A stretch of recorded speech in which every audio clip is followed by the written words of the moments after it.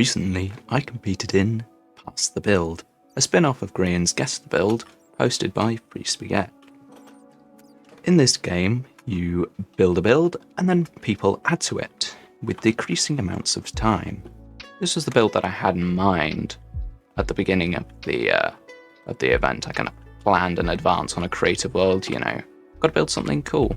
So this was my Harry Potter inspired Great Hall style thing. So I've got the floating candles, the starry ceiling, all of that jazz. I think it looks pretty cool. The outside is not quite so spectacular, but it is what it is, limited time and all of that. But I decided that for the event, I felt that it was one, a little boring to just do a haul, and two, I wouldn't have enough time. 10 minutes was the first amount of time that you get, and I can't build this in 10 minutes, even with creative and world edit and all that. So I decided to do a wasteland version. All of it will be destroyed, the walls collapse, the tables on fire. I thought it was a good idea, but the problem is that people don't really guess that well when you build such a specific theme, and the build turns out, well, different to what you first expected. Keep watching to see what happens to this build over the time that we played. Round 1. Wizarding Wasteland. In this build I was really worried about time. This was the first build that we did in this world, and I really wanted to make sure that I got as much done as I possibly could. So for this one, I attempted to use word edit, and I failed dismally, but it's all good, got the floor down. And then I wanted to really get the wasteland going immediately, got some fire, some broken floors. I always think coarse dirt looks quite good for this style. Then I went for the table. I felt that it was quite an integral part of this build, something that's quite recognisable, the long tables. I ended up adding some chairs and then just setting it on fire. Easiest thing to do. Then I moved on to adding some walls. I went for endstone for this. It might not be the best choice, but sandstone bricks aren't really a thing, and I thought it was the closest colour to the Harry Potter films. And so just went through with the castle. I then added the doors, big swinging spruce doors. I thought they were quite important in the build as a whole. Built it one block too high, but there we go, got there eventually. Then, of course, I wanted some part of the ceiling. I felt that the starry ceiling was going to be one of the really important parts of this build. So I made sure that this corner here was tall enough to accommodate the ceiling being put in. It was a bit low, I will say, but again, short time is not good when you're trying to build something like this. So I think I did my best with this, and ended up managing to use some skulk, as you'll see in a second. And interestingly, the use of skulk was pretty bad, because it inspired people in the wrong way. As is the use of endstone. Combination of endstone and skulk meant that people grossly misinterpreted the build. I added a bit of roof. I felt that was quite a good thing to do, and then I wanted to add a stage. Got some windows out first, though. Put them all in, got to be broken glass. I thought that the back windows behind, the teacher's area, whatever it is, I can't really remember exactly what I had in mind, but I wanted some windows, I wanted some stuff, and I think it came together pretty well in the end. Again, time was limited, and the last thing you see there, Fusey said less than 30 seconds. I was like, oh, I'd get some floating candles, so I used that command. Set block, lit equals true, and then I was done. Build 2 was Atlantis, or more specifically, I initially saw the statue and thought of Poseidon, so that's what I wrote. Eventually I did change it to not be Poseidon, I just went for Atlantis, but I then decided that this build was quite complete in its theming. It didn't really need anything huge, so I thought I would just add to it, I guess.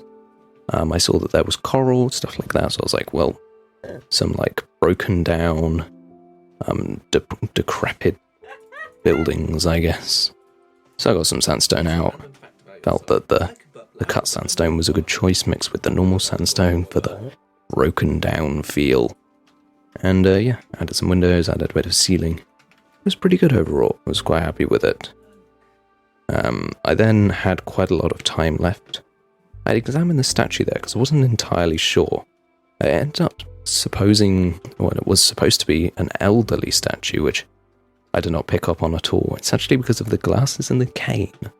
The cane ended up being turned into a trident, which was quite telling. Everyone did think this was Atlantis, especially after my additions, so that does make sense. Then I just wanted to add some small details, some coral, yeah. This build was pretty simple. I then went for some sand. I wanted to keep the floor, like, thematically correct, because white concrete, I didn't like the white concrete. I didn't have enough time to, like, change the whole floor to sand, especially as I completely failed at using World Edit earlier. I didn't want to risk using World Edit and messing something up. So, just went for some pickles, and that was kind of it for that build. Round 3 was a cat tea party, which is quite nice. So, and look, it's literally just some cats having a tea party, and initially I was pretty concerned about what I was going to add. Once I saw it, I was like, okay, this is good, what do I add? I then just went, trees. So I brought out my inner cartoon build style, and went for some, like, cartoon style trees, just a mixtures of concrete and terracotta, and they worked surprisingly well, I think. I think it came together in a way that I was happy with, just building more trees, I guess. So as we go through, as I mentioned earlier, the time is getting less and less. So I'm getting more and more rushed and adding less and less to each build. So for the first one, I obviously built the whole thing. The next one, I just added detail. This one, as we go on, you'll notice that I will add less and less and less, and the time will feel much shorter. When editing this, I was actually pretty ruthless with the editing. There were a couple of bits where I was kind of just sitting and thinking, and I was like, nope, getting rid of that. But yeah, here I then decided that some bushes might be a good choice. They were pretty good, and then that was the end. This one is Toast versus Ghost War. Sounds pretty interesting, but you'll see it in a second. It's crazy. So we've got some pieces of toast and some ghosts, and I was like, well, this is crazy, but also pretty awesome. And I just went for some fire to begin with. Soul fire. It's always the thing, soul. The soul sander looks so good, but it can be annoying. And then I was like, I need to add something big to this build, so I went for a fireball. Thought it looked pretty cool, to be honest. So I was like, well, if they're going to have a war, why not have a big fireball? So I gave this toast on the end a fire gun, as you can see. And then just went ahead and detailed the fireball. I added some, like, trails to make it feel like it was moving. And I also added some, like, drippy bits below, which you'll see as well. I think they're pretty awesome. So here's some drippy bits. It's like there's so much fire that it's dripping down onto the ground below. I'm quite a fan of it, actually, and yeah, I of course then had to add some fire below, as you can see. And then I had some time at the end, so I was like, well, I guess I'll just fix up the grass and add some flowers. And again, I think this build came together nicely. It wasn't too ridiculously chaotic. Round 5, Western Cactus War. Sounds pretty cool, doesn't it? And I thought it was. Opened it up, I was like, wow, okay. This is very well built, and I was really struggling for ideas for this one, so I literally just went ahead and threw some cacti down. Didn't know what to do. And eventually I saw a sign. You wouldn't have been able to read it there, but it said, maybe a tower would be cool. And I was like, yeah, a tower would be cool. So I went for the classic stone bricks in the corner, fill it in. And yeah, it was pretty cool. Poked in some windows and door. And then I wanted to have an actual interior. So I went for some just oak, classic. I thought it looked pretty good overall. Just detailing it to make sure it looks all good. And then I realised that I should probably actually add a cactus. So I did. I stole all the blocks that someone else had used. Stole the button eyes, everything. Made it all, and then built a gun. And it's actually facing the, I guess, the protagonist of this build, the cowboy. So I made sure to do that. Added the pot, which all the other cacti were in. Eventually, we found out that the pots were quite important, and then a sign saying headshot. Some doors too, just to finish it off. Iron bars, finish it. Then we had round 6, computers taking over the world. Now this one was quite interesting because it was misinterpreted early, and once I got to it I was like, well, what is happening? So I saw some computery stuff and decided to take some inspiration from Grumbot. I don't know if you're familiar with Grumbot of Hermitcraft, and I was like, we'll get the black screen, we'll get the lime text. I could have prepared the lime banner thing, but it wasn't quite right, I guess. Didn't have enough time, and then I was like, well, if they're taking over the world, then it's going to be launching a fireball, so I made another fireball. Round 7 was an evil crab, or at least that's what I thought it was. When I opened the door, I saw a crab cannibalizing its own kind, and I was like, well, it's got to be evil.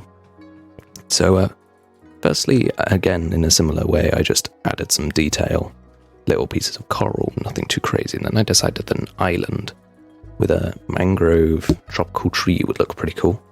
So I just got some blocks out and went for the classical style. This kind of tree I've built before. I put it on my hardcore world, actually. And it's pretty simple, especially in creative. Didn't take too long to make.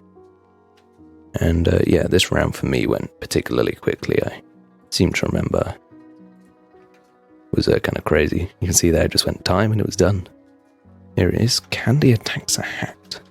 This was the most chaotic build.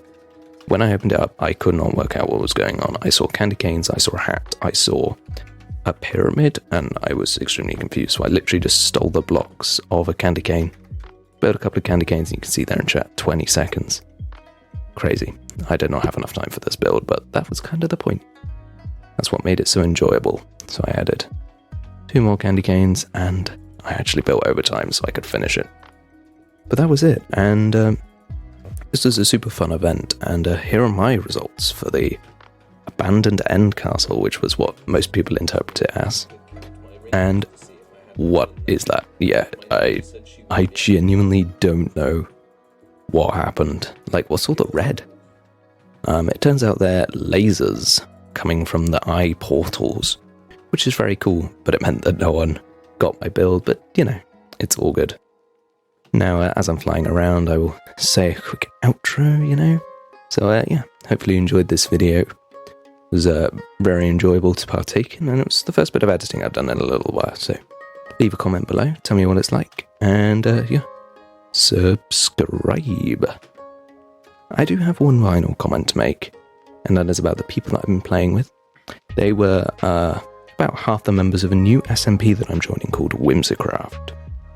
This is a huge announcement for me. I have not partaken in a YouTuber SMP like this before. And essentially, yeah, you see the skulk there. Weird. But essentially, it'll be a group of content creators working together, and it'll be really, really fun. I'll be making videos, streaming, all of that. It'd be great. So, subscribe to see that in the near future. Goodbye.